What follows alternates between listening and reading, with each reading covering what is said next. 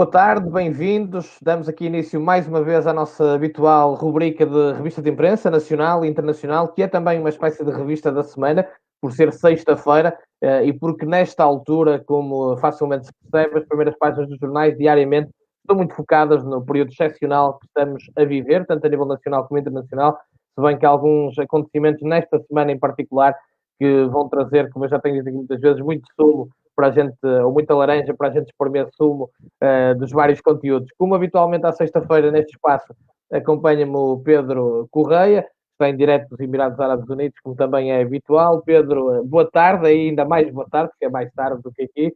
Bem-vindo mais uma vez. Boa tarde, Remo, para ti, boa tarde para todos os que nos ouvem e assistem neste momento. Aqui já são 3 da tarde e já atingimos os 40 graus, portanto já está quentinho, já está quentinho. Por isso tu dizias que aí era tão difícil imaginar o cenário de voltar a jogar daqui a uns meses, porque Sim, tem esta questão, a sim, temperatura, sim. a umidade, é terrível. Pedro, como também tem sido nosso apanágio, como é que está a situação aí no Dubai, nos Emirados, em relação a esta questão do Covid-19? O que é que alterou de uma semana para a outra? O que é que nos pode dizer?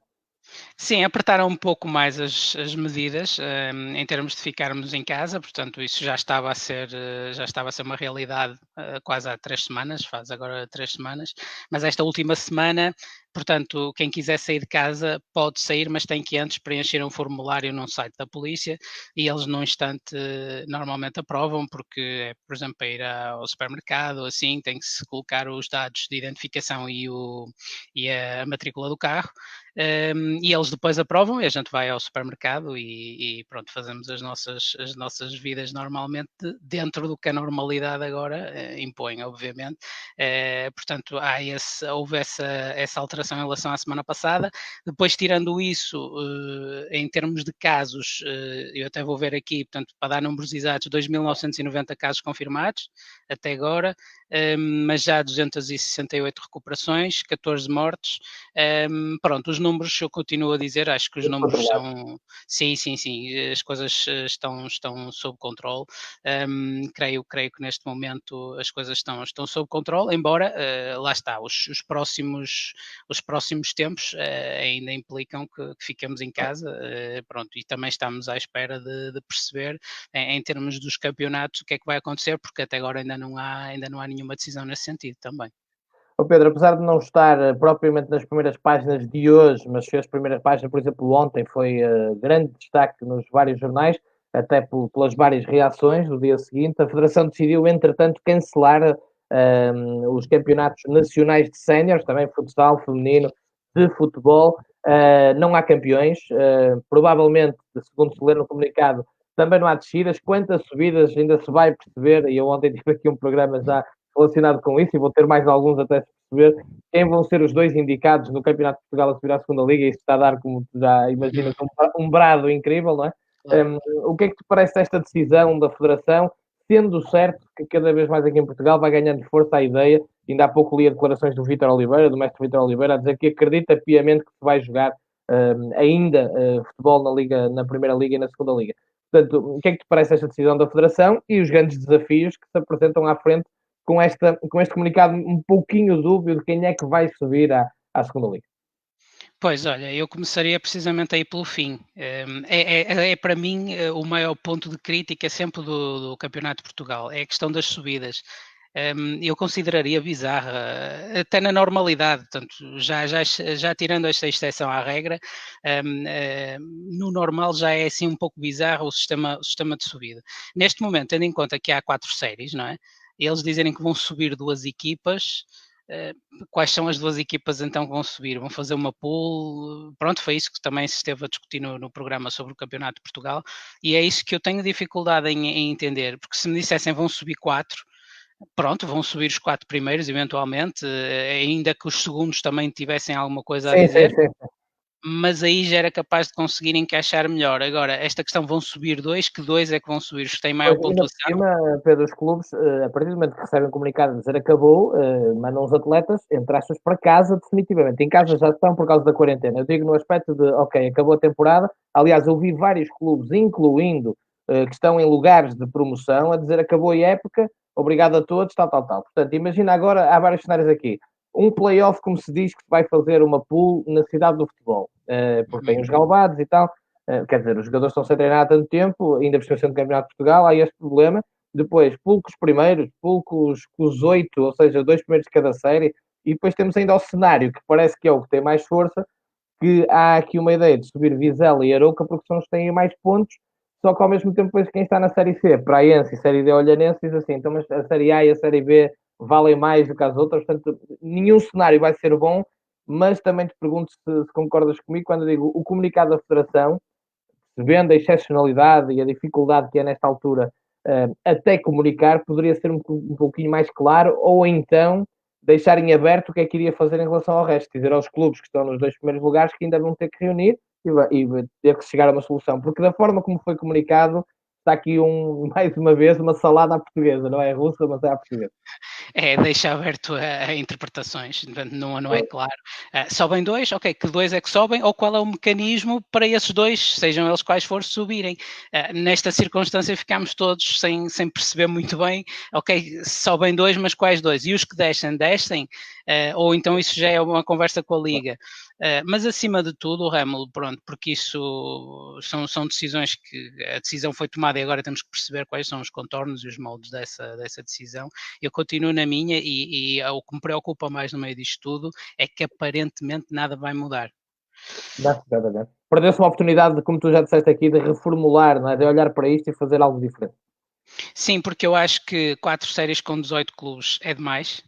É demais até em termos das despesas, eventualmente 3 séries com 18 ou até 3 séries com 14 talvez fosse mais apropriado, e principalmente a segunda liga, era uma oportunidade de ouro, por exemplo, de pôr uma segunda liga com 2 séries de 14, a Zona Norte e a Zona Sul, em que subissem 2 de cada série e eventualmente, por exemplo, descessem 3 de cada série, e depois fazer a pool do campeão, por exemplo, só para encontrar o campeão, não para cortar subidas que foram conseguidas com o campeonato regular, porque esta questão das pools e dos playoffs, eu percebo que é interessante na perspectiva do playoff, porque é mais vendável, é uma competição extra e que tem outro interesse, mas para a longo prazo, quer dizer, há um campeonato de pontos corridos, que depois o que fica em primeiro, que já aconteceu com o Vizela, julgo que 2 vezes, não é o que sobe.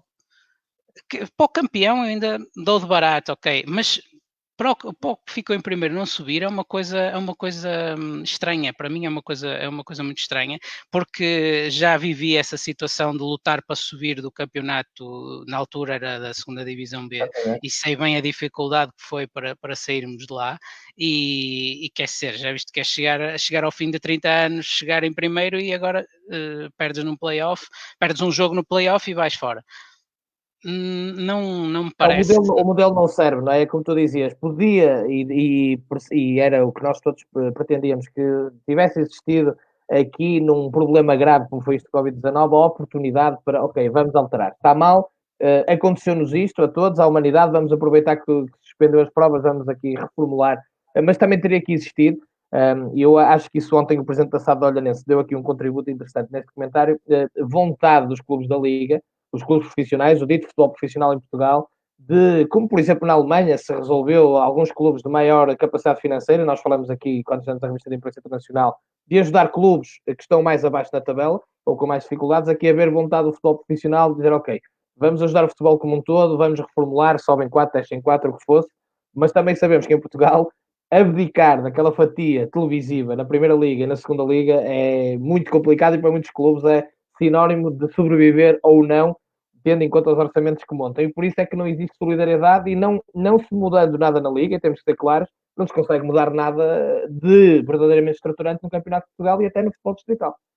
É mais difícil, lá está, mas se houver uma reformulação dos quadros competitivos, essas receitas também podem ser redistribuídas de outra forma e um clube que caia na segunda divisão, primeiro até terá mais oportunidades e eventualmente subir, porque imagina, se caírem 4 da primeira para a segunda e depois na segunda, ainda que em 2 pools, subirem 4, já tens mais hipóteses que agora, dobras as hipóteses, que agora só tens 2 que possam subir. Portanto, e deixar de ser tão dramática a quebra de receitas, que vai sempre haver uma uma diferença, já sabemos, mas deixar de ser tão dramática. E depois há outras coisas, por exemplo, independentemente dos direitos de transmissão a nível interno, até vou deixar isso um bocadinho de parte, por exemplo, para fora, em que nós, pelo menos daquilo que é o meu conhecimento, e eu procuro saber disso através de apps que tenho com os resultados, normalmente dá para saber onde é que o jogo está a ser transmitido em termos de países, e é raríssimo eu encontrar jogos do campeonato português a serem transmitidos noutros países. Há umas transmissões mais regulares ali no leste da Europa, E tipo na Sérvia, etc. também. sim, Isso. por aí. Mas é só aí, é só aí. Mas repara, estamos na era da tecnologia, repara o que tu consegues fazer aqui, não é? Na quarentena da bola, estamos na era da tecnologia, para fora, e isto pode há um fenómeno eu não sou informático, mas pronto, são dentro Claro. dentro disto que me vou percebendo, em termos daquilo que é o marketing e o direito das transmissões. Hoje em dia, por exemplo, o próprio Facebook pode transmitir jogos. Sim, E sim. podes bloquear os jogos para Portugal, portanto, só transmite fora de Portugal e não bloqueia em Portugal. O que é que se pode fazer com isto? Por exemplo, só com uma câmara em cada jogo, mesmo do Campeonato Nacional de Séniores, a segunda Liga, a Sport TV já faz isso através de um streaming, que felizmente deixaram dar para fora, porque os É primeiros como, jogos não os conseguia ver. agora é Felizmente, eleições, não é? felizmente, e Deus dê muita saúde a quem teve essa ideia, porque assim consegui ver os jogos de eleições quase todos. Portanto, através do streaming já se conseguia ver fora do país, e assim consegue-se, para mim, no meu caso, um adepto, estou a ver o meu clube, Claro. mas assim é vendável também o produto, Também é. porque os jogadores estão ali, não é? Estão-se a Está na mostrar, os montra, está na treinadores, montra. e está por aí fora. E o próprio empresário pode pegar no link e mandar o link Alguém para os vê, diretores desportivos, seja lá claro. qual for o contacto, e o diretor desportivo vê o jogo todo. Pode ver o jogo todo do jogador, em vez de Sem estar a ver dúvida. aqueles cortes.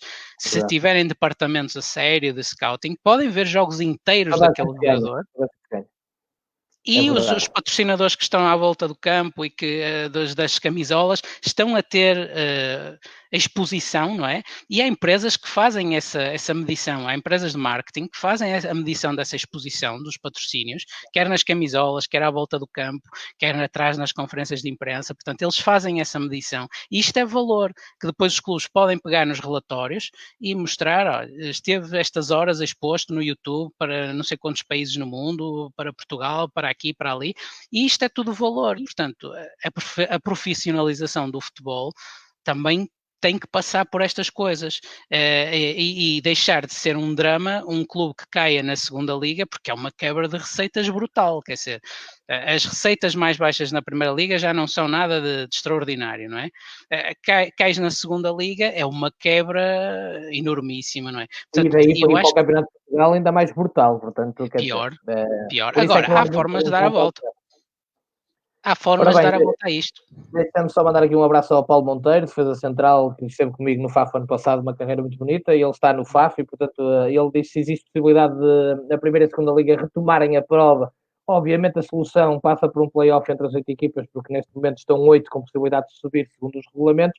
Foi aquela velha questão que nós já falamos, por exemplo, o Pedro Cordeiro, quando esteve aqui naquele painel de agentes, dizia que se não havia possibilidades do futebol não profissional jogar, que o profissional também não teria, até porque muitas equipas do Campeonato de Portugal já são profissionais, apesar de não ser esse o intuito da prova, cada vez mais caminha nesse sentido, e também é outro tema que o Campeonato de Portugal e a Federação vão ter que obrigatoriamente resolver, até porque nesta altura temos quem é profissional, por exemplo, ontem, por exemplo, o Alverca disse que toda a gente é profissional e entra em layoff, há um sistema, os jogadores que vivem daqueles chamados subsídios estão muito desprotegidos nesta altura e arriscam-se a ficar 6 meses ou mais sem receber, já para não falar daqueles, Pedro, que já não recebem desde novembro, por exemplo. Não é? Há Pois, aqui coisas que não precisa, e como tu dizes, tem que se reformular isto.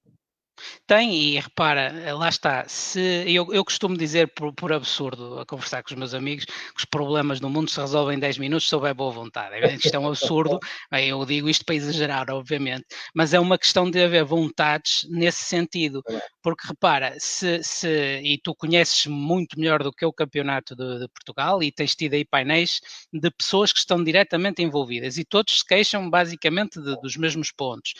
Sabemos que há equipas que têm um índice de profissionalização que está muito perto já da segunda liga e temos equipas a competir precisamente no mesmo campeonato com índices de profissionalização muito perto do distrital. às tantas temos equipas a mais. Sim.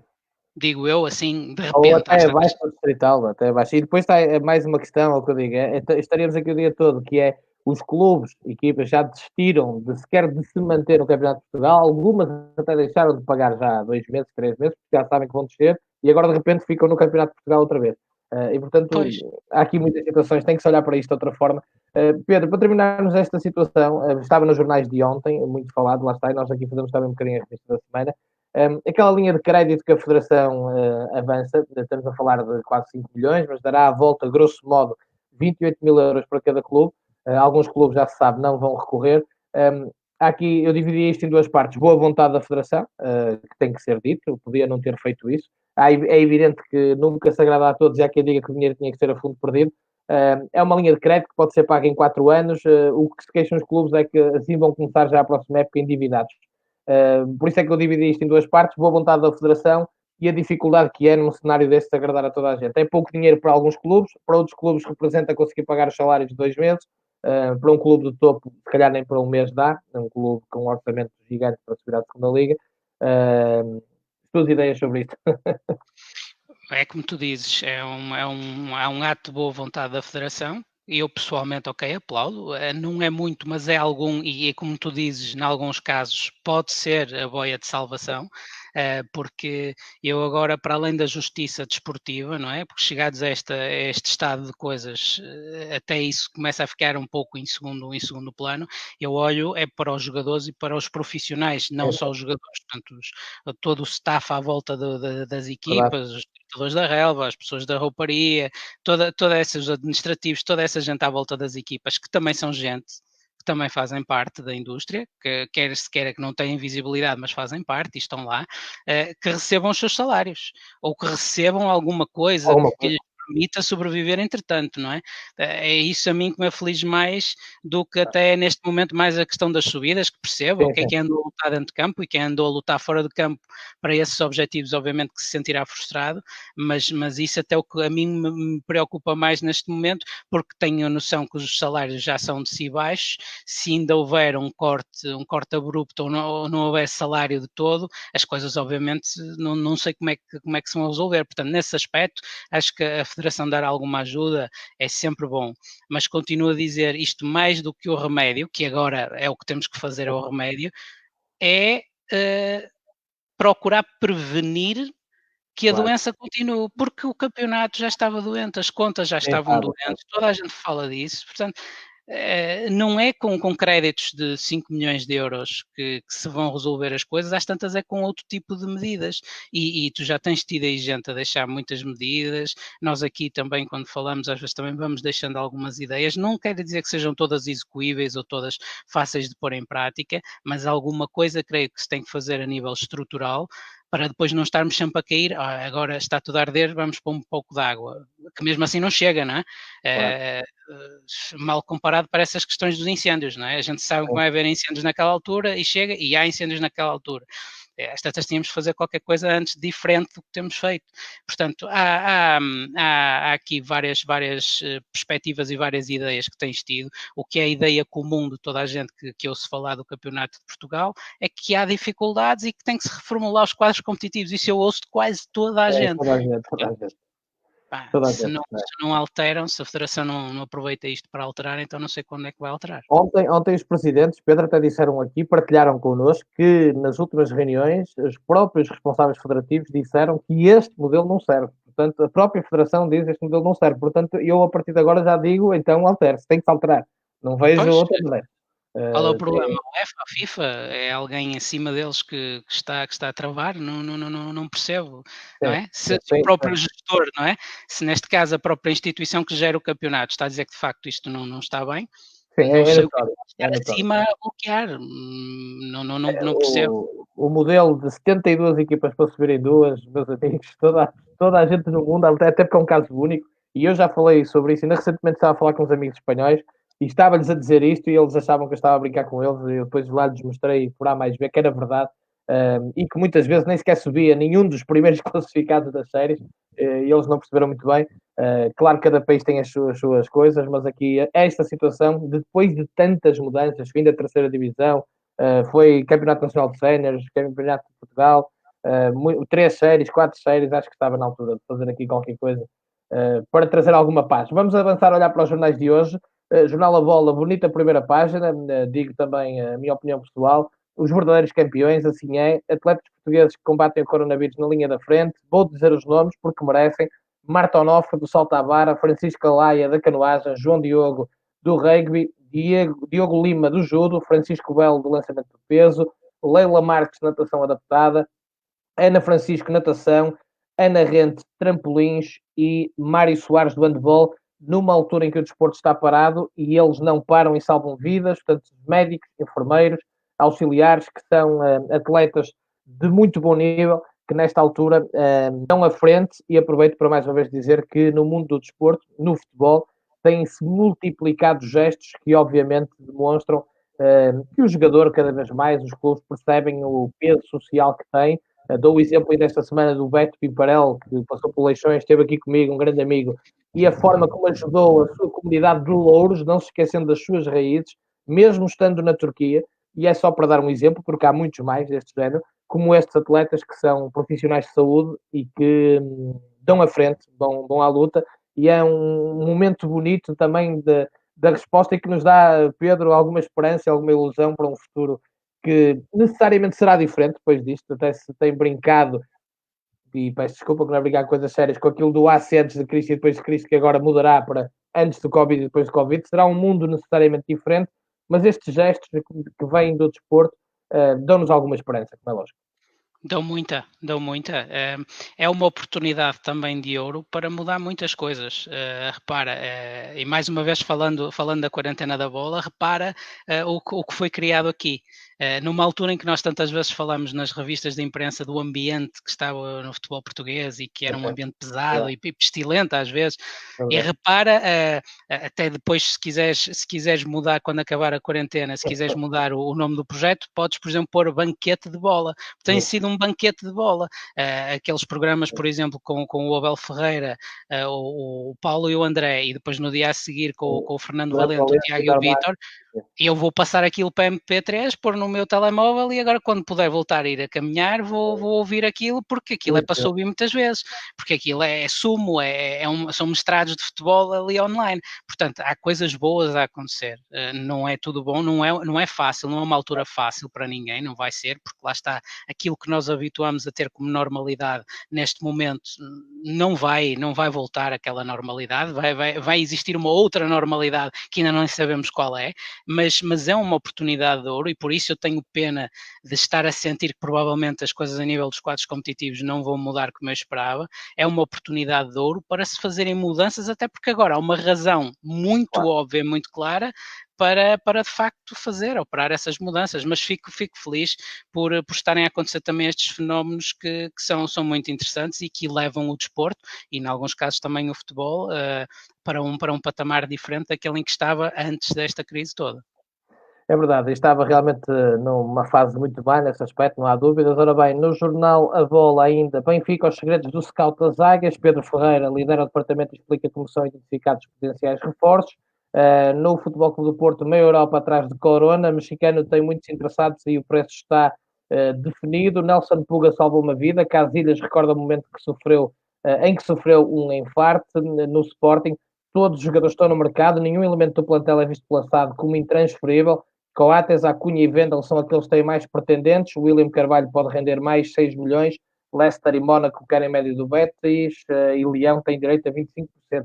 Ora bem, aqui vou pegar também, no caso do Futebol Clube do Porto, não é de surpreender o interesse em Corona, Pedro, porque tem sido provavelmente os jogadores mais deste Futebol Clube do Porto, seja como extremo, como lateral, muitas vezes foi o jogador que o abre-latas, como se costuma dizer, não é, no futebol, a expressão que nós usamos, ou saca-rolhas, dependendo de quem é que gosta de usar, mas com muita competência, resolveu ali aquele problema na lateral direita do Futebol Clube do Porto e era realmente um jogador desequilibrador, portanto não é de surpreender que seja um jogador com muito mercado nesta altura. Sim, eu creio que o Corona e o Alex Telles são os jogadores, até ao último jogo, não é? Que houve, eram os jogadores mais em destaque do Porto. O Alex Telles já vinha com ela Ela de está épocas fora, passadas. fora do normal, exatamente. Já estava a construir uma carreira sólida. O Corona é um caso como tivemos muitos outros no futebol português, de jogadores sul-americanos que vieram, ao princípio não pegaram logo destaque e não tiveram um rendimento, pelo menos um rendimento constante. Repara, o Luís Dias pode vir a ser um outro caso, isto para falar no Porto. No Benfica, lembro-me do Gaetan o primeiro ano, o Di Maria o primeiro ano, portanto, se os jogadores que chegaram e não foram logo aquilo que eram, depois quando saíram, portanto, evoluíram. Também perceber-se que às vezes é preciso algum tempo. Claro. E lembro-me que o Porto, agora ultimamente nem tanto, mas antigamente fazia isso muito bem. O Porto tinha uma primeira linha sólida, tinha uma espinha dorsal sólida, os jogadores vinham e iam devagarinho. O próprio Jardel veio e começou a entrar devagarinho, jogou, e o Jardel que vem para o Porto e o Jardel que sai do Porto são dois jogadores completamente diferentes. O Jardel, quando sai do Porto, é um jogadorzão, não é? É um goleador fantástico com muitos recursos. O Jardel que entra no Porto, ok, já tinha feito muitos gols no Grêmio, etc., mas era um jogador bastante limitado até a É. nível técnico. Eu O lembro dele fazer Drlovic, gols de letra e tudo, não é? Quer dizer, o Drlovic esta semana contou a história de quando ele chegou. Disse: espera aí, o Porto pagou não sei quantos milhões por este gajo, assim, que ele disse que não sabe dominar uma bola, e portanto, e depois de repente, não é? Quer dizer, de repente não, porque ele era um goleador, mas é como tu dizes, refinou-se, refinou-se. sim, ao início a gente até dizia, epá, ele parece uma tábua, parece uma parede. A bola batia, vinha para trás, a bola batia, se jogassem de frente, a bola batia, vinha para trás. Isto ao início. Claro, Isto ao início, porque depois ele evoluiu muitíssimo e isso é crédito do clube onde ele está. Lembro-me também da história do Di Maria, é verdade. penso que foi o presidente Filipe Vieira, dizer que não renovou com o Reis para não tapar o Di Maria, porque perceberam que o Di Maria, se tivesse espaço, ia evoluir e ia arrebentar, e evoluiu e arrebentou. Portanto, é preciso às vezes ter noção que é preciso dar espaço e tempo aos jogadores para evoluírem, para se adaptarem e para crescerem, e aí está o Corona, de facto, neste momento é um jogador muito, muito lá em cima em termos de qualidade, é um jogador que tem sido decisivo naquilo que foi a época do Porto, até à paragem, claro. Deixa-me também, e vamos pegar nesses temas todos e vamos desenvolvê-los. A questão do Casilhas, falar de Nelson Puga, a mim faz-me sempre aproveitar isto, e já falei isto com muita gente de muitos clubes, para se ver o quão importante é ter gente competente nos vários departamentos, porque muitas vezes nos clubes de futebol esquece-se isto, esquece o marketing, esquece o lado jurídico, só quando se precisa é que se lembra. Esquece-se o lado da gestão económica, e o Diogo Luís deixou isso bem claro aqui, a importância que tem ter alguém que perceba daquilo, e depois no departamento médico, que não se pode facilitar. A diferença aqui entre ter um departamento médico de exceção ou não ter foi a vida de Casilhas, e o próprio tem noção disso, e portanto uma chamada à primeira página justa para o Dr. Nelson Puga e todos os médicos de qualidade, que num momento que poderia ter sido muito complicado, acabou por ser o contrário, porque celebra-se a vida de um dos melhores de sempre, como é Iker Casillas. Sim, e para além da competência também do Dr. Nelson Puga, também, segundo os portistas, o reconhecido portismo, ou seja, uma pessoa que, para além da competência É, técnica dentro da área em que labora, também tem esse upgrade, não é? E eu, pessoalmente, prefiro primeiro a competência, claro. primeiro é importante que seja competente, mas se for competente e ainda por cima também se integrar nos valores do clube onde está, então é ouro sobre azul, e neste caso é mesmo ouro sobre azul, e é um momento dramático, por um lado, da vida do Casilhas e provavelmente de toda a gente que estava presente na altura, mas é ao mesmo tempo também um momento em que prova o que acabaste de dizer, que há vários papéis importantes na estrutura de um clube, e também isso é a altura em que agora podemos começar também a olhar para isso de outra maneira. Aquela intervenção com o Diogo Luís que referiste e que eu também já tinha referido, pensou na semana passada, também é outro masterclass que eu vou passar para MP3 para ouvir mais vezes, Quem porque gosta da gestão, não é? Aquilo é fantástico. E as pessoas têm que pôr. Eu, quando digo isto, obviamente que eu não estou a falar da realidade do Porto, do Benfica e de Sporting, etc. Nem dos clubes que estão na Primeira Liga totalmente estruturados. Mas eu falo nisso muitas vezes com dirigentes que estão mais abaixo um pouquinho e que acham, por exemplo, que o médico não tem que estar, ou que dá-se o nome do médico só porque é obrigatório nos regulamentos e que não há necessidade, qualquer coisa vai estar clínica. As coisas não são bem assim. Como também não é preciso ter advogado quando se contrata-se se for necessário, como também para muitos não é preciso diretor desportivo, etc, etc, etc. Portanto, daí eu ter não, pegado. Exato, Remo, e interessante também, através dessas conversas que estás a ter na quarentena da bola, para todos percebermos que a questão da bola entrar ao domingo ou não é esotérica, não é por acaso. Os treinadores que estão aí estão a explicar como é que as coisas são feitas, o Diogo Luiz explica as contas, as pessoas que tiveram ontem, os presidentes do Campeonato de Portugal, explicam as dificuldades, ou seja, para se perceber que tudo tem uma razão de ser, não Uma há, Pedro não, Tiago, não há boa parte esoterismo no futebol, não é? Eu respeito as crenças de toda a gente, mas não é a bola ir ao poste para fora ou ir ao poste para dentro, não é a obra do acaso. Portanto, há trabalhos feitos por trás que podem ser mais ou menos válidos e que depois vão dar resultados. Um trabalho bem feito, eu acredito sempre, um trabalho bem feito vai dar resultado. Pode não ser já, mas vai dar resultado, é infalível. Quando Agora, é tivemos aqui preciso o às vezes diretor ter paciência. do Estoril, ficou claro que pode demorar mais um ano ou dois, mas que o Estoril, se continuar nesta linha, vai ter resultados. Ainda não os Claro. teve, mas vai ter, sem dúvida. Ora, muito bem, ainda dentro do Jornal A Bola, todos os jogadores estão no mercado, do Sporting, a questão do William Carvalho, que poderá estar também a ser vendido, mas em relação a isto, todos os jogadores estão no mercado, nenhum elemento do plantel é visto lançado como intransferível. Não surpreende, tendo em conta a situação financeira do Sporting, e claramente poderá ter que fazer aqui, não obstante a venda de Bruno Fernandes, poderá não ser suficiente, terá que fazer os seus negócios, mas também porque Ruben Amorim, ainda ontem era também amplamente falado no Jornal A Bola, tem um contexto um bocadinho diferente como treinador daquilo que deve ser o aproveitamento novamente dos jovens da formação do Sporting, e portanto há aqui uma oportunidade também boa de fazer dinheiro no mercado com ativos como a Cunha, Vendel, Coates, etc., e também de aproveitar aquilo que foi a imagem de marca do Sporting durante tantos anos, que é a sua formação. Claro, pode ser também significar um pouco a volta do ADN do Sporting enquanto clube formador, enquanto clube promotor de talentos.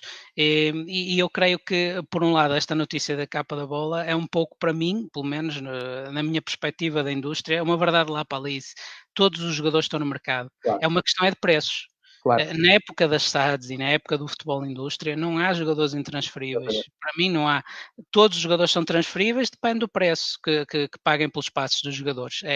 Para mim, é um pouco isso. Portanto, esta questão do Sporting ter os jogadores todos, digamos, Normal. listados para possível transferência, parece-me normal. Obviamente que se chegar a um clube e que ou bata a cláusula ou bata um valor que o Sporting acha interessante pelo jogador, o Sporting vende e não está mal.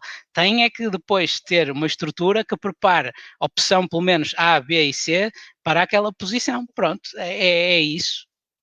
O negócio do futebol hoje em dia é um pouco isso. Eu sei que para aqueles mais românticos pode ser um pouco frio, não é? A abordagem dos números, mas esta é a verdade da gestão de um clube. Neste caso uma SAD, precisa de ter equilíbrio financeiro, porque as que não têm estão a jogar roleta russa.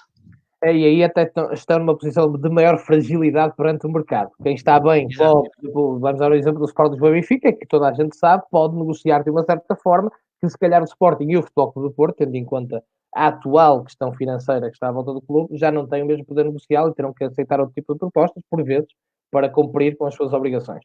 Ora, Mas muito bem, nesse caso, sim, Remo, quem vem comprar também já sabe já disso. sabe, já sabe, claro. Porque no caso desses três estão cotados em bolsa, portanto toda a gente sabe das contas, os clubes que vêm comprar, lá está, também outra coisa que não é feita, na maioria dos casos não é feita às cegas, eles quando vêm comprar já sabem, ok, ao Benfica vai ser difícil, a gente bate à porta, elas tantas nem atendem.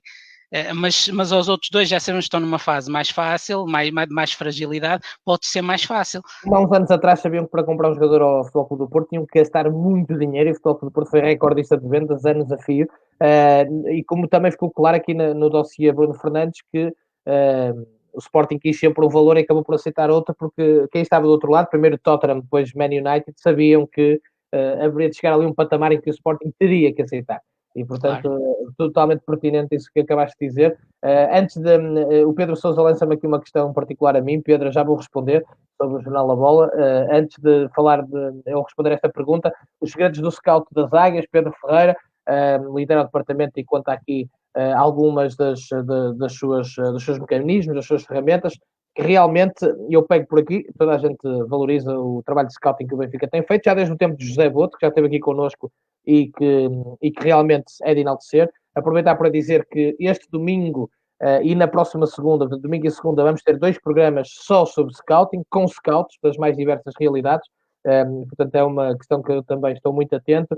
e que realmente aí está uma coisa que demorou algum tempo a ganhar espaço no futebol, mas que agora não se abdica, até porque de um bom scout vem depois os bons talentos, as boas vendas, portanto é como tu dizias, tudo na estrutura tem o seu papel e quando é bem montada, como no caso do Benfica, estamos a dar esse exemplo, está na primeira página do Jornal da Bola, acaba por ter resultados que são visíveis. Sim, sem dúvida. E é um investimento e é um caminho que está a ser feito há muito tempo, não é um caminho que começou a ser feito ontem. Portanto, é porque no futebol também se sabe que há urgência dos resultados. Ok, temos uma equipa de scouting, porque é que não estamos a ganhar milhões? Não pode ser assim. Temos uma equipa de scouting e ao longo do tempo vamos chegar lá, porque repara, o que acontecia muito antigamente, e por exemplo aqui na realidade onde eu estou ainda acontece bastante, é que a equipa técnica que tem um analista e esse analista faz um pouco o scouting. Ok, mas depois quando eles vão embora, levam. Analisa adversários, analisa jogadores e depois é como tu dizes, vão embora, lá vai o trabalho de scouting. Levam tudo e não há aqui maldade nenhuma, é o natural Claro, das coisas. Portanto, eles foram embora, pronto, vão embora. Claro. Portanto, se os clubes tiverem de facto uma estrutura de scouting à medida das suas possibilidades, admito que o Benfica, filosofia, claro. como o Porto também tinha, no tempo do Antero Henrique, tinha também pessoas competentíssimas lá, agora não conheço, pode também ter, mas não conheço, mas na altura do Antero Henrique tinha pessoas competentíssimas Trabalhou lá, muito o bem. Benfica. É Portanto, salvado de ramas e de tantos exemplos que o Futebol Clube do Porto trouxe da América do Sul, que vendeu por valores, né? E não só, Mangalá, etc. Portanto, quer dizer, o Futebol Clube do Porto durante anos, por isso é que eu disse, estava com uma pujança diferente, mas e será interessante ler no Jornal da Bola o que diz, portanto, também este responsável do Benfica, Pedro Ferreira, até para quem gosta desta área, e, portanto, antes de fecharmos então a questão do Jornal A Bola, o Pedro Sousa fala disto também, faz muito bem esse scouting, mas equipas sombras já vêm do tempo do Porto, o projeto 611, claro que sim, era isso que estamos a falar. O Benfica soube bem explorar esse exemplo com muito sucesso. Um abraço ao Pedro. Pedro, sobre a tua pergunta em relação ao que é que eu acho sobre a bola ter colocado só jornalistas do Porto em layoff, uma decisão que é feita no total 76 profissionais, portanto, uma seleção geográfica que provocou profundo descontentamento. Obviamente que a minha opinião só pode ser uma de repúdio, de achar uma aberração, de não entender, porque não se faz jornalismo só em Lisboa ou só no Porto. A bola é para muitos uma bíblia, é assim que é conhecida, é uma referência, faz parte do imaginário de todos nós que estamos no desporto e no futebol, e eu, por ter estado no jornalismo tantos anos, ainda mais, apesar de nunca ter trabalhado na bola, trabalhei no Jornal do Jogo, nos três desportivos. Lamento a decisão, não a compreendo, acho profundamente injusta, e eu não acredito num país dividido, não vejo Portugal a sul, a norte ou no centro, só vejo Portugal, portanto, obviamente acho uma decisão aberrante e mando daqui desde já um grande abraço aos meus companheiros do Jornal A Bola do Norte e a todos, porque apenas quero aproveitar esta ocasião para dizer que este exemplo do Jornal A Bola, que tão bem está a gerar esta onda de críticas e de contestação, deve servir também para que as pessoas não se esqueçam de outros atropelos que têm sucessivamente acontecido na comunicação social com muitos profissionais, em muitos órgãos de comunicação social, e que muitas vezes são esquecidos, são empurrados para baixo do tapete, e ninguém quer saber. E um país com fraca comunicação social, um país com poucos meios, com poucos jornalistas, é um país de pouca liberdade e de pouca cultura. Não se esqueçam disso e, portanto, é preciso uma comunicação social forte para termos um país forte também e onde os valores da liberdade sejam também fortes. E nos últimos anos tem acontecido constantes atropelos àquilo que é a dignidade dos profissionais da comunicação social, das mais diversas vertentes. Portanto, fica aqui a minha opinião, Pedro. Espero ter sido o mais concreto possível. Pedro Correia, vamos avançar, mas para o Jornal O Jogo, que tem como principal destaque Luís Dias, que falavas há pouco, lá está, pode ser realmente um jogador a ter em conta, e aqui também mérito ao Futebol Clube do Porto por esta questão no scouting de ter detectado Luís Dias, que estava a jogar na Colômbia. Carlos Queiroz avisou logo desde cedo que estava aqui um grande talento.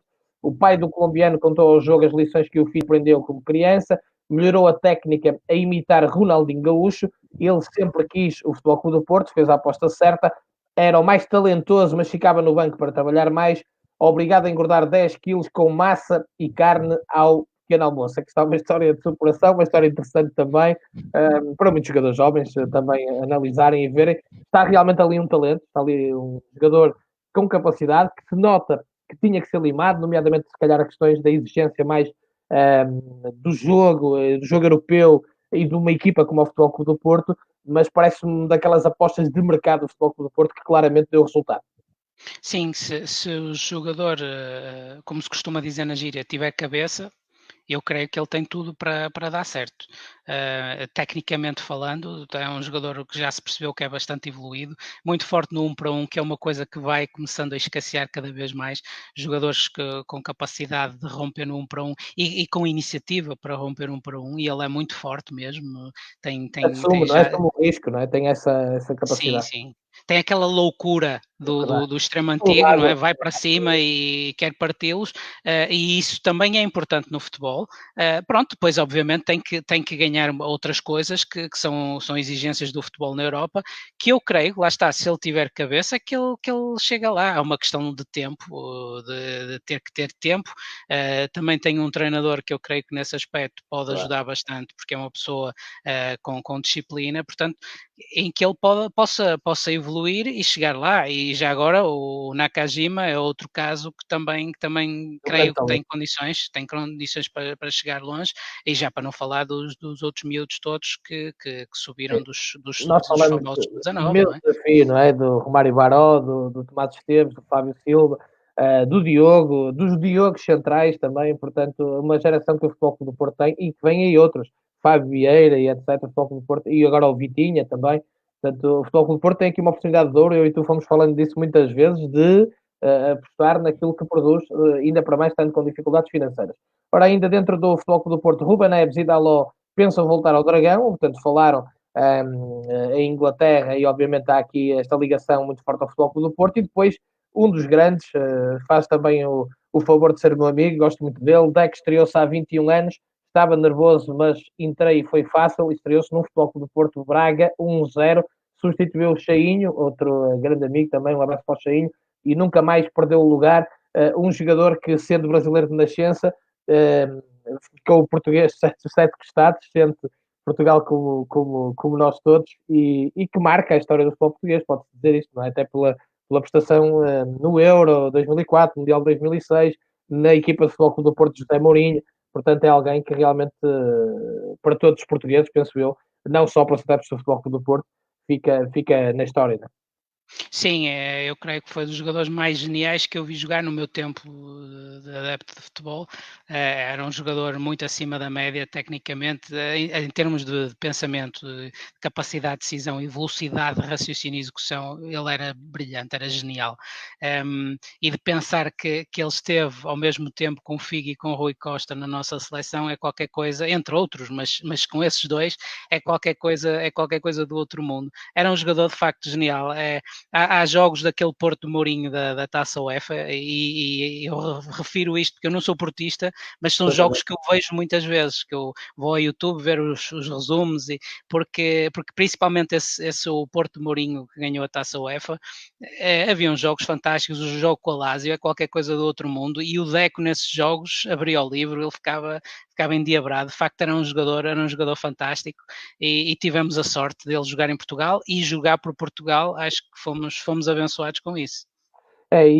Lembrava-me agora que, por exemplo, vi entrevistas de Messi, primeiro, e depois Xavi e Iniesta a dizer que aprenderam muito com Deck no Barcelona e que era um regalo ver Deck jogar. Portanto, por aí já percebemos a dimensão depois, porque Deck depois chega ao Barcelona e foi absolutamente magistral também. Portanto, É porque porque aquele era o drible e era o passe também, a visão e o passe. Ele tem passes, por exemplo, o da final da UEFA contra o Celtic, ele tem um passe em que rasga a defesa toda a meio, ou seja, o Rui Costa também fazia muito aquilo. Portanto, ele tinha uma capacidade de ver as coisas antes dos outros todos e de executá-las bem, que era qualquer coisa do outro mundo. E depois com a bola também, a forma como ele saía, parecia que saía assim de uma encruzilhada, como é que ele vai sair dele? E ele saía. Era um jogador de facto muito à frente, muito à frente. Muito bem, o Deck, fica aqui também esta nossa pequena homenagem ao enorme talento. Depois, no Sport Lisboa e Benfica, CEO diz que os encarnados são os mais bem preparados para pós-crise. Soares Oliveira B. Águias na pool. Política de investimentos pode ser revista, reconhece. Equipa B também de férias. Pedro, em tronca daquilo que estávamos a falar, é notório que o Benfica, a nível de saúde financeira, está com uma pujança muito acima daquilo que é a realidade do Futebol do Porto e do Sporting e que terá outras ferramentas para lidar com este cenário de absoluta excepcionalidade. Sim, eu também conheço algumas pessoas de lá e conheço mais ou menos aquilo que está a ser feito no Benfica e aqui nos Emirados eu dou muitas vezes o exemplo do Benfica, a vários níveis, a nível da organização do futebol, de scouting, a nível do investimento na formação e no centro de formação, é de facto, a meu ver, neste momento um clube modelo na nossa realidade. Obviamente que nem todos os clubes em Portugal têm capacidade para investir àquele nível, mas pode-se tirar dali a ideia base, digamos, a base do molho, para depois fazer com os ingredientes possíveis de acordo com as possibilidades de cada um. Acho que está ali muito do que de bom se pode fazer a nível de gestão de uma SAD para dar sucesso. E repara que agora, neste momento de aperto para toda a gente, o Benfica, ok, também vai ter que, de alguma Claro. forma, como dizem os seus responsáveis, de se ajustar, mas não está desesperado, nem está a É para correr para um vender, lado e para o outro. não precisará de vender tanto como o Futebol do Porto e o Sporting. Para dar os exemplos dos três grandes, podemos dar aqui de outros. O Sporting Clube Braga, por exemplo, vamos aqui dar outro exemplo, e o Vitória de Guimarães, Vitória Sport Clube, também estão bem, estão com saúde financeira, o que lhes permite não encarar, e já vimos o Presidente Pinto Lisboa dizer isso, o Presidente António Salvador, com tanto, digamos, drama, perdão a expressão, o pós-crise, não é? Portanto, estão um bocadinho mais tranquilos, digamos assim, tendo em conta também os bons trabalhos. O Vitória vendeu o TAP Salvá por valores históricos e vai agora pagar ao Leixões também uma fatia interessante de 500 mil euros, julgo eu. E o Sporting Clube Braga com a venda do Trincão, portanto, que lhes permite, lá está, apostas consolidadas na estrutura, na formação, em vários departamentos com extrema competência e depois os resultados estão aí e se calhar o Famalicão poderá vir a ser o próximo exemplo disso mesmo também, não é? Rio Ave também Rio Ave, foi um. sem dúvida, sem dúvida, sem dúvida, sem dúvida. Para não nos esquecermos e ninguém ficar ofendido, Rio Ave, um excelente trabalho também e parabéns, e ainda por cima tenho lá muitos amigos, grande trabalho do Rio Ave também, incluindo na qualidade de jogo que a equipa de Carlos Carvalhal apresenta. Ainda no jornal O Jogo, 6 centrais do plantel que era Ruben Amorim, portanto que era respaldo para a linha de 3 defesas no 3-4-3, 2 vagas e vários jogadores observados. O que é também perfeitamente normal, ou seja, um treinador que gosta de jogar com este sistema e que já se viu que, que insiste nele e que acredita nele, quando jogas com 3 não chega a ter 4, não é? Portanto, é perfeitamente normal que se varie um bocadinho aquilo que são os tradicionais números do plantel numa certa posição, não é? Sim, sim, lá está. Agora tem que haver da parte da estrutura uma resposta a isso, a essa nova realidade. Eu creio que sim, que é um modelo muito interessante, é um modelo que bem executado, um modelo bastante interessante. O Braga do Abel fazia aquilo já muito bem. Depois o Ruben Amorim Muito também, bem também. quando entrou também, pôs o Braga, ainda deu outra dinâmica. E creio que sim, que o Sporting pode eventualmente evoluir bem naquele sistema. Eu creio que pelo menos dois dos jogadores referenciados até são jogadores da formação, Exatamente. o Eduardo Quaresma, se não estou em erro, e é um outro jogador, eles ainda têm o Ivanildo emprestado, Exatamente. portanto o Sporting tem recursos, é uma questão agora de começar a mudar o chip a nível daquilo que é o Novamente. no mercado e o recrutamento também daquilo que está a vir da formação, mas creio que sim, que o Sporting tem boas condições e é, digamos, também um modelo que pode até potenciar alguns dos talentos que tem no plantel e que tem a emergir das equipas da base e emprestados, como o Daniel Bragança, por exemplo, pode Palhinha, haver Palhinha. espaço, pode haver ali espaço para outro tipo de jogadores entrarem e evoluírem à sua maneira. O próprio Joelson crescer dentro da equipa, que se fala que o Ruben Amorim quer apostar bastante nos jovens de 17 anos, que é um grande talento, aconselho a quem não conhece a ver com atenção. Ora, arbitragem e FAB anuncia novas regras e árbitros terão de ir mais vezes aos monitores, VAR com novas regras, lá está aquilo que falamos também muitas vezes na revista de imprensa, é uma ferramenta ainda em afinação e provavelmente ainda vai estar em afinação mais algum tempo, dores de crescimento, aqui é daqueles casos que pego na tua expressão mesmo para dizer tem que se ter alguma paciência e tem que se dar tempo. É evidente que vai continuar sem ser perfeito, vai continuar a ter a sua margem de erro e afinações existirão, já estão a existir, lá está, o IFAB já percebeu que vai ter que mudar aqui algumas coisas. É uma adaptação também porque mexeu com um lado muito tradicionalista do futebol e, portanto, é normal que gere também algumas antipatias, que tirou aquela emoção do golo, mas trouxe muitas vezes verdade esportiva que noutras alturas não aconteceria. Portanto, há que compreender, volto a dizer, as dores de crescimento. Sim, eu não sou de todo fã da ferramenta, mas obviamente que, como A tudo, partir pede da que evolução. usa, não é? Pede evolução e eu não sendo fã, não gostando propriamente da ferramenta, não acredito que a curto prazo que a retirem de É circulação, bem isso. pelo contrário, acho que vai continuar. E uma vez que vai continuar, então tentem fazer o melhor possível, para tentar que se aperfeiçoe dentro daquilo que for possível, porque pelos vistos veio para ficar.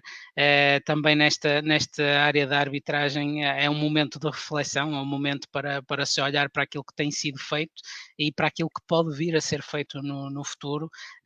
Eu creio que a questão dos protocolos de facto tem que ser cada vez mais bem explicada e talvez mais uniformizada a nível do mundo inteiro, Sem dúvida. porque parece que também diferentes países têm diferentes interpretações, mas depois quando toda a gente vai jogar às provas internacionais, não pode ter interpretações diferentes, tem que ser de acordo com as regras dessas provas. Portanto, tem que haver talvez aqui também da parte da própria FIFA uma uniformização de protocolos e de critérios para toda a gente, para que isto comece a ser mais facilmente entendível também pelos adeptos e não só, até pelos próprios árbitros e pelos próprios jogadores, que às vezes ficam um pouco baralhados, não é? Porque as pessoas veem futebol de Inglaterra ou de Espanha, veem uma coisa, depois estamos aqui nos Emirados, acontece outra, depois vê-se um jogo com uma equipa tailandesa para as competições da Ásia e já é outra postura. Portanto, tudo isto eu creio que convém ser uniformizado para pelo menos, ok, a regra é igual para todos, gostes ou não, a regra é igual para todos e depois aí siga para a frente. Eu também não gosto na parte, particularmente da parte em que retira completamente a emoção do golo e há momentos, ainda agora no Atlético de Madrid-Liverpool, que marca-se um golo, há um festejo tremendo, o estádio quase que veio abaixo, como aconteceu com o City de Guardiola, por exemplo, frente ao Tottenham, e depois, afinal, não foi, nem sabe muito bem o que é que aconteceu, e isso é realmente um bocado dramático, como jogadores que já não celebram, nem o público ficou ali, espera aí um bocadinho, e essa parte custa-me mais um pouco, mas é que eu concordo totalmente contigo. Eu acho que veio para ficar, portanto, já que está, então melhor. E há novas regras, agradecer aqui ao Manuel Tomás também pelo contributo a esta questão do ombro até ao cotovelo já não é considerado mão, portanto são mudanças interessantes, também a linha do guarda-redes no penalti, é uma constante evolução do jogo que acho que também faz parte. Eu ainda há dias via no Canal 11 um jogo de Portugal número 84 com os atrasos de bola para o falecido Manuel Bento e aquilo estava a meter uma confusão tremenda e eu vi aquilo, só que agora já não consigo imaginar o futebol sem guarda-redes ter que pontapear a bola e sem os guarda-redes a saberem jogar com os pés, portanto, são evoluções naturais do jogo e que, obviamente, saúdam. Ora, ainda no jornal, o jogo de hoje, Pedro, Ronaldo de volta aos relevados, o nosso CR7 treinou alguns minutos no estádio do Nacional, com toda a segurança, diga-se, apesar que, como tudo que o Ronaldo faz, mereceu algumas críticas, mas eu vi as imagens com toda a segurança e é de um atleta que já sabemos de exceção, que não para, faz o seu trabalho, já se sabe que ele na próxima semana vai regressar à Itália. Os clubes italianos, apesar da hecatombe, estão a preparar um possível cenário de voltar a jogar à porta fechada. E Cristiano Ronaldo faz o seu. Ele não chegou a esta idade ao nível a que está, não foi precisamente por não ter este tipo de mentalidade, porque a tem. Tem um relevado perto, cumpriu quanto a mim, daquilo que é possível ver, todas as regras e foi fazer o seu treino com bola, os seus remates, as suas movimentações. E eu saúdo, não critico. Sim, sim, eu também pelo que vi, ele estava sozinho, andava com a bola É, sozinho no campo treino a à correr de um lado para o distância, outro. um treinador à distância, no, portanto, não me parece Portanto, que. não, é obviamente que eu sei que as pessoas porque têm que estar em casa, mas o essencial é que não haja contacto, não é? E depois, claro, neste caso ele pouco ou nenhum contacto teve, E há a e questão foi. de um atleta de alto rendimento, e o Estado português prepara-se para deixar isso claro, mas não só, em Inglaterra também, já lá vamos, é considerado como um profissional que tem que fazer o seu trabalho. Portanto, um atleta de alto rendimento ou um profissional de alto rendimento. Portanto, tem que trabalhar e terá direito ao seu trabalho como profissional de alto rendimento, portanto, cumpriu as regras. O que aqui entronca, e aí sim, que foi nas críticas duríssimas que o José Mourinho foi ao Inglaterra e que fez capa dos suplementos desportivos, aliás, chamaram-lhe especialmente estúpido, para termos uma ideia da dimensão que aquilo ganhou, e ele já reconheceu o erro, que realmente, com a Inglaterra, depois do primeiro-ministro, perdão a expressão, ter brincado um bocadinho com o assunto, e infelizmente agora está a passar mal também, deseja-se obviamente rápidas melhoras, mas José Mourinho foi, hoje em dia estamos numa era em que se apanha tudo, há sempre uma câmara em qualquer lado, foi flagrado, como dizem os nossos irmãos brasileiros, naquele treino ao ar livre com alguns jogadores e saiu caro, porque mesmo o Tottenham teve que fazer aqui um comunicado a pedir desculpa, etc. Portanto, correu bastante mal neste caso. Que é muito Sim, diferente da questão do Ronaldo. Era isso que eu sim, queria aqui. eu percebo tanto do Ronaldo como do Mourinho a preocupação em fazerem a determinado tipo de treino, porque eu não sou a pessoa mais abalizada para Mas falar disto, mas percebo porquê, porque se há perspectiva de a médio prazo eles voltarem à competição, a possibilidade de haver lesões e lesões graves, não havendo uma preparação minimamente bem conseguida, é grande.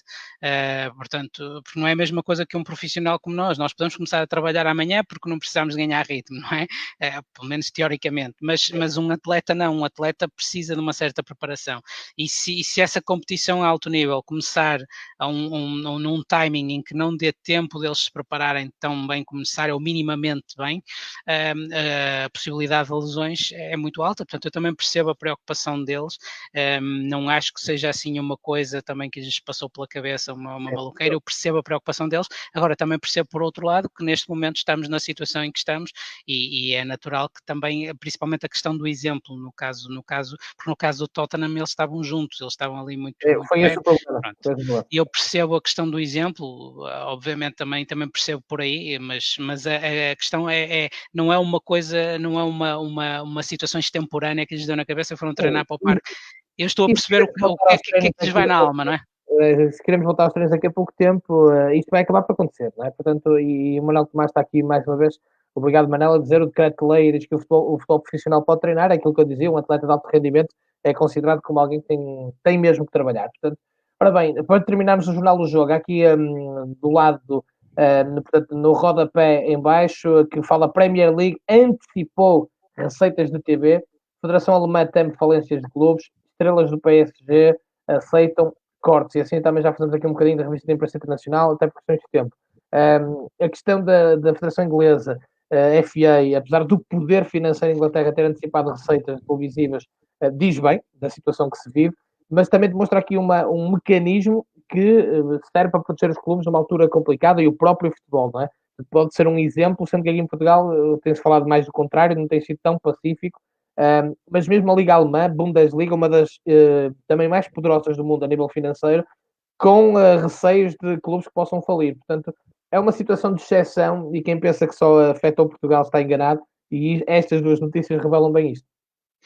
Aqui teríamos que chamar o nosso mestre de economia, o Luís, mas creio dos meus parcos conhecimentos, o problema aqui, Remo, é que eles têm muito dinheiro, mas também gastam muito dinheiro. É verdade. E aqui, nestas ligas que referiste, na inglesa e na alemã, o cash flow também vem muito daquilo que é o jogo e que é o dia do jogo, que é a receita da bilheteira, que é a receita dos camarotes, que é o merchandising, ou seja, eles também tiram muito rendimento daí.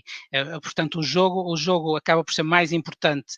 O jogo é sempre importante para o futebol, mas no caso deles o peso do jogo, do dia do jogo nas receitas é percentualmente ou é em grande parte maior do que o que será, por exemplo, em Portugal, em que muitos casos as receitas do jogo nem são por aí fora e em alguns casos as receitas do jogo nem chegam para cobrir a organização do jogo, como disseram ontem aí alguns dos presidentes do Campeonato de Portugal, em alguns casos. Ou seja, eles precisam de facto que aquilo esteja em movimento, que a roda esteja em movimento para ir gerando a receita que permite pagar as despesas, porque aquilo em termos de cash flow tem uma exigência muito maior que o grosso modo, por exemplo, do futebol português. Portanto, também por aí eu percebo que em alguns casos seja necessário antecipar receitas antes que tudo volte, digamos que à normalidade, em que se possam começar a gerir aquelas receitas habituais do dia de jogo e de tudo aquilo que está à volta do dia de jogo, penso eu. Sem dúvida. Ora bem, vamos então para o recorde, sem grandes demoras, até porque hoje a conversa foi boa e nós fomos levando isto, já estamos quase com uma hora e nem demos por ela. Ora, Leão de ataque, Ruben Amorim não abre mão de um companheiro para separar, estrutura procura avançado móvel, Saad olha para o mercado interno, Taremi referenciado, Taremi que realmente é dos grandes valores deste campeonato, Taremi do Rio Ave, o iraniano, que também se fala que também está na órbita do Benfica. Entrevista Rafinha, saída não estava na minha cabeça. Ronaldo voltou à choupana com o filho. Nacional quer regressar aos treinos para a semana. Também temos vindo a falar disto, cada vez parece mais claro que poderá acontecer. Bernard vai para tribunal, rescisão polémica no Desportivo das Aves. O Desportivo das Aves, a SAD, que acabou por pagar também salário de janeiro e fevereiro ao jogador francês que tinha anunciado a rescisão. o Aves diz que não foi notificado, o guarda-redes assegura que sim, portanto temos aqui mais uma caldeirada à portuguesa. Feirense, contratação de irmãos menores de 8 e 13 anos, abre guerra entre Estado e clube, mais uma guerra entre Estado e clube. Galos tentam renovar com Vítor Oliveira, no Gil Vicente, é uma ideia perfeitamente normal que queiram renovar com o Vítor Oliveira, digo eu, Pedro. O Vítor Oliveira que já respondeu a dizer a isto, a dizer tenham lá calma, deixem primeiro acabar o campeonato, que eu acredito que vamos jogar, e depois pensa-se nisso. Quem conhece bem Vítor Oliveira já sabe que ele normalmente, antes de acabar uma época, não toma nenhuma decisão. E eu normalmente estou de acordo com o mestre Vítor Oliveira. Neste caso, não acho que se vá conseguir acabar, pelo menos agora, não sei, eventualmente mais tarde, numa circunstância diferente, talvez, mas não acredito que agora, até 30 de junho, não acredito que se consiga acabar tudo. Mas é de facto, ele normalmente deixa acabar as épocas para tomar decisões para o ano seguinte. Normalmente só assina contratos de um ano, portanto, é uma figura sui generis do nosso futebol, é um decano, é um mestre. E vamos ver. Tem resultados. Sim, sim, sim, sim, e eu tenho a felicidade dele ser de Matosinhos e ser de Leixões, ele assume isso facilmente, e pronto, e de facto é um treinador muito pragmático, é uma pessoa muito pragmática. Vamos ver, agora também temos que perceber qual vai ser o contexto da próxima época e ver que tipo de projeto é que ele vai abraçar. Se ele for para a segunda liga, portanto é menos um lugar de subida. É mais uma subida, não é? Diz a história. Como se diz na gíria, é um lugar de subida está entregue, é só discutir o outro. Muito bem, Futebol Clube do Porto, Ruben Neves e o futuro. Gostaria de voltar ao Futebol Clube do Porto, que já abordamos aqui numa outra primeira página. Diogo Costa tenta evoluir em frente à TV. No Benfica, Sade projetava a venda do espanhol. Grimaldo trava lateral. Não há clubes que queiram pagar 35 milhões de euros, dos quais o Benfica não abdica. É o defesa esquerdo estrangeiro com mais jogos pelo Benfica, 156 no total. E as tais declarações de Domingos Faz Oliveira, que confirma a revisão de investimentos. Temos de ter atitude responsável, como falamos aqui já também do assunto. Para fecharmos esta revista de imprensa, esta análise, vou escolher aqui o que o Record tem junto ao nome do jornal, na parte superior da página, do lado direito: Liga de Clubes, cortes negociados, Proença abdica de salário. Muitas vezes criticado, eu próprio, já ainda sei algumas críticas àquilo que tem sido a Liga de Clubes dirigida por Pedro Proença, mas neste caso enaltecer a atitude de abdicar do salário numa altura de grande dificuldade, é dar o exemplo, do fundo, liderar pelo exemplo neste caso. Sim, neste caso penso que esteve bem, também sou da tua opinião, há situações em que não está tão bem, mas também entendo que aqui, mais do que a questão da pessoa, seja o Pedro Proença, seja quem for, eu creio que há um sistema no qual funciona a Liga, e aqui não quero estar a usar o sistema como já se usou noutros tempos, estou a falar de um sistema, de um modo de funcionamento da Liga, que provavelmente também tem que ser repensado. No fundo, quem manda na Liga são os clubes. E os clubes nem sempre têm tido, a meu ver, as melhores decisões para aquilo que é a indústria do futebol como um todo. Ou seja, os clubes, e principalmente os mais poderosos, normalmente olham mais para o seu próprio umbigo e vivem um pouco na lei do manda quem pode, obedece quem tem juízo.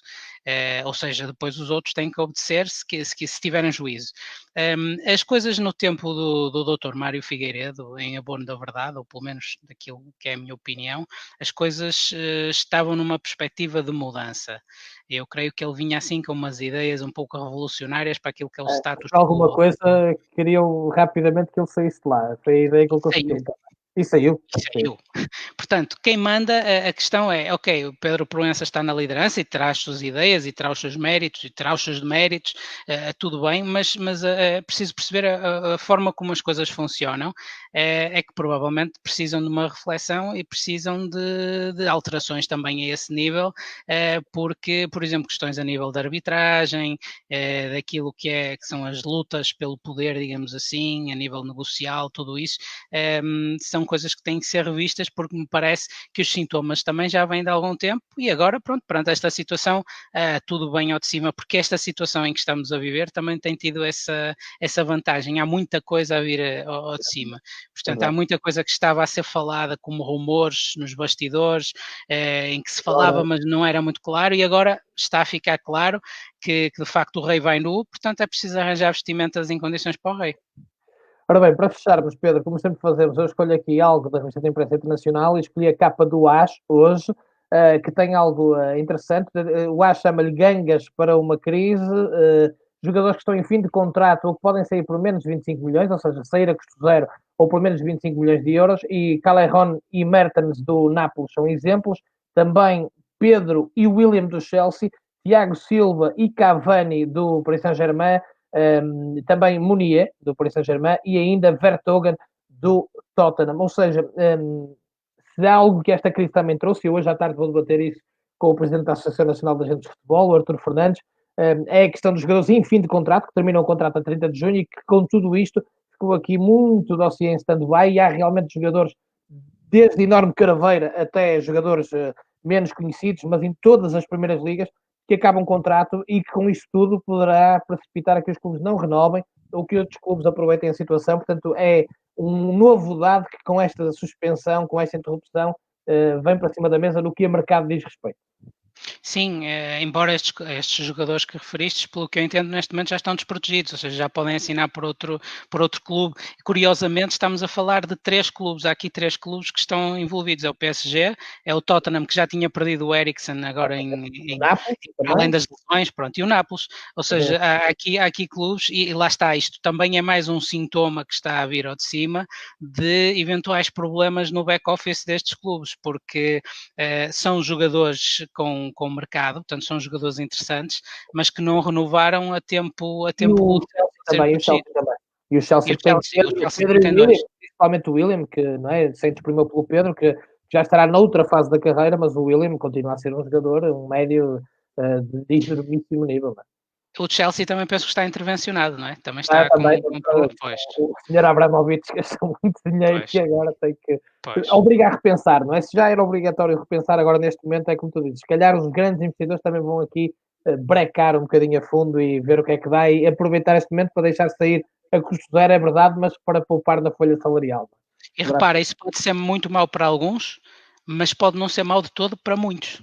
Exatamente. Pode reequilibrar, redistribuir um pouco as coisas, porque estes clubes estão a viver uma realidade um pouco paralela à realidade real, digamos assim, passo o pleonasmo, porque imagina que o senhor Abramovich diz assim, estou cheio disto, agora vou para a Rússia. O Chelsea no dia a seguir fecha a porta, e lá está, mais uma vez, o Diogo Luís podia falar sobre isto muito melhor do que eu, no dia a seguir fecha a porta, provavelmente, o Chelsea. Nós falamos daqui há tempos do Málaga, o que aconteceu ao Málaga, e o City, se o Sheik da Abu Dhabi se lembrar de tchau e adeus, poderá o City voltar ao que já foi no passado. Pedro, muito obrigado, um grande abraço para ti, que continua a correr tudo bem. Lembrar que primeiro encontrarão o Pedro no podcast Futebol das Arábias aqui na nossa quarentena da bola, ainda está bastante audível desta semana, que publicamos nesta terça-feira, e também na próxima semana voltará, e na sexta-feira, ao meio-dia, se tudo correr bem, cá estaremos, como o Pedro costuma dizer, inshallah, não é? Inshallah. Pedro, um grande abraço. Para ti. Um abraço também para toda a gente que esteve connosco. Eu vi que houve muitos comentários, portanto, um abraço para todos. E se não nos virmos antes, eu vou-te ver antes, seguramente. Tu só me vês daqui a uma semana, portanto, até para a semana, inshallah. Um grande abraço. Obrigado. Abraço.